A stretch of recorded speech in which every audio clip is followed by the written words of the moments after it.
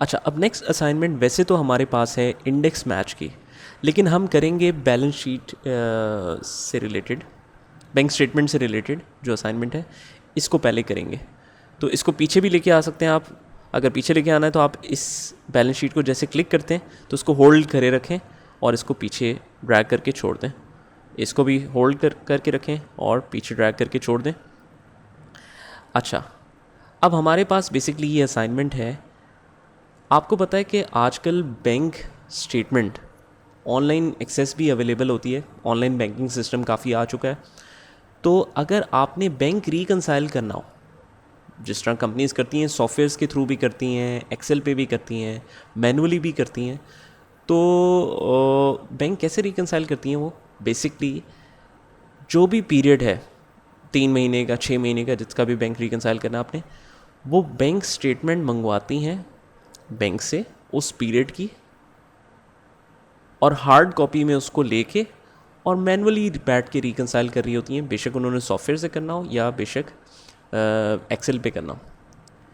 हमने कुछ ऐसा तरीका देखना है कि क्या ये बैलेंस शीट, क्या ये बैंक स्टेटमेंट जो हमारे पास आती है हार्ड कॉपी में, क्या ये एक्सेल में भी आ सकती है हमारे पास? बिल्कुल आसानी से आ सकती है, क्योंकि ऑनलाइन जो बैंकिंग एक्सेस होता है उसमें आपकी बैंक स्टेटमेंट अवेलेबल होती है। आप चाहें तो खुद से भी डाउनलोड कर सकते हैं। एक्सेल पे आपने डाउनलोड की। अब क्या जो एक्सेल पे हमने बैंक स्टेटमेंट डाउनलोड कर ली है, क्या उसको मैनुअल रिकंसाइल करने का मसला होना चाहिए? एक्चुअली तो हमने बस यही चेक करना है कि जी बैंक स्टेटमेंट 2 अगर आप ये देखें, BS2, तो इसमें हमारे पास एज़ पर सॉफ्टवेयर कुछ चेक नंबर्स हैं और हमने सॉफ्टवेयर में उसकी बुकिंग ये की है, ये अमाउंट्स बुक किए हैं हर चेक के अगेंस्ट। हम ये चेक करना चाहते हैं क्या क्या ये चेक नंबर की जो बैंक स्टेटमेंट में अमाउंट है, क्या वो भी यही है? और अगर वो यही है तो सामने लिखी हुई आ जाए।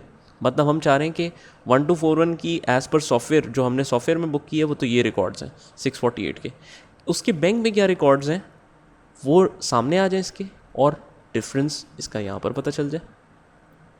तो अगर ये आपको पता चल जाता है किसी भी सॉफ्टवेयर, फिर तो कोई मसला ही नहीं रह गया। आप किसी भी सॉफ्टवेयर की रिपोर्ट एक्सपोर्ट करें, बैंक को रिकंसाइल करें, बाकी सारी जो है जो डिफरेंस है सिर्फ उसी को हमें चेक करने की ज़रूरत है, फिर बाकी सारी ट्रांजेक्शन्स को हमें चेक करने की ज़रूरत ही ख़त्म हो जाएगी।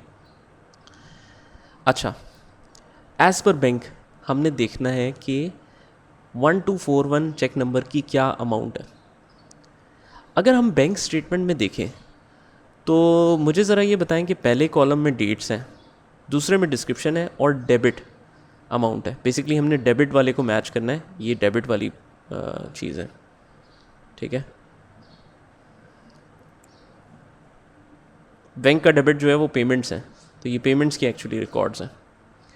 तो बैंक स्टेटमेंट में फर्स्ट कॉलम है डेबिट डेट वाला, फिर है डिस्क्रिप्शन, फिर डेबिट, फिर क्रेडिट, फिर बैलेंस। मुझे ये ज़रा ये बताएं कि अगर हम फॉर्मूला लगाएं इक्वल्स टू वी लुकअप, क्योंकि हमें पता है कि चेक नंबर के अगेंस्ट अमाउंट जो भी है वो अगर एक्सट्रैक्ट करनी है तो ऑब्वियसली वी लुकअप लगेगा। हम कहते हैं इस चेक नंबर को देखो, कॉमा, कहाँ देखो? बैंक स्टेटमेंट में। बल्कि इससे भी आसान कर लेते हैं हम कि पीछे जाने की ज़रूरत ही ना पड़े। उसके लिए हम क्या करेंगे, बैंक स्टेटमेंट में जाएंगे और टेबल का नाम दे देंगे। बिल्कुल, तो हम डेट को छोड़ के डिस्क्रिप्शन से स्टार्ट करेंगे, क्योंकि जो लुकअप वैल्यू है उस वाली जगह से टेबल स्टार्ट होता है। तो लुकअप वैल्यू जो है वो कहाँ पर पाई जाती है? डिस्क्रिप्शन के अंदर। चेक नंबर बीच में पाया जा रहा है ना, ठीक है। तो हमने ये सारा कुछ सिलेक्ट किया और उसको आपने कोई भी आपने लिखा जी बैंक स्टेटमेंट, इस टेबल का नाम दे दिया आपने, ठीक है। मैंने क्या किया, कंट्रोल शिफ्ट राइट और डाउन किया और उसको बैंक स्टेटमेंट का नाम दे दिया। अब मेरे लिए और भी आसान हो गया। हम कहते हैं इक्वल्स टू वी लुकअप, इस चेक को देखो बैंक स्टेटमेंट में और उसके सेकंड कॉलम डेबिट वाले से आंसर निकालो 2 से, कॉमा, एग्जैक्ट मैच है या अप्रॉक्सीमेट मैच है। अगर चेक नंबर एग्जैक्टली वहाँ पर मौजूद है, इसी नाम से मौजूद है, अपर और लोअर लिमिट वाला चक्कर नहीं है, तो ऑलवेज 0 या एग्जैक्ट मैच।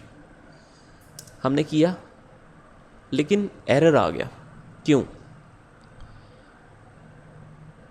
1241 वहाँ पर मौजूद है कि नहीं है, ज़रा चेक कर लेते हैं।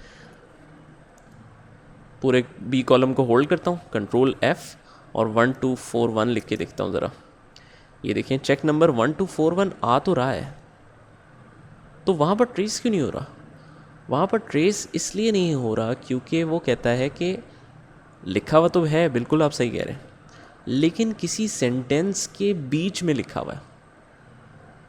सिर्फ चेक नंबर 1241 लिखा हो तो वी लुकअप ट्रेस कर लेगा उसको, लेकिन अगर उसके आगे या पीछे कोई भी एडिशनल टेक्स्ट है ना, तो वी लुकअप उस वैल्यूज़ को पिक नहीं करता।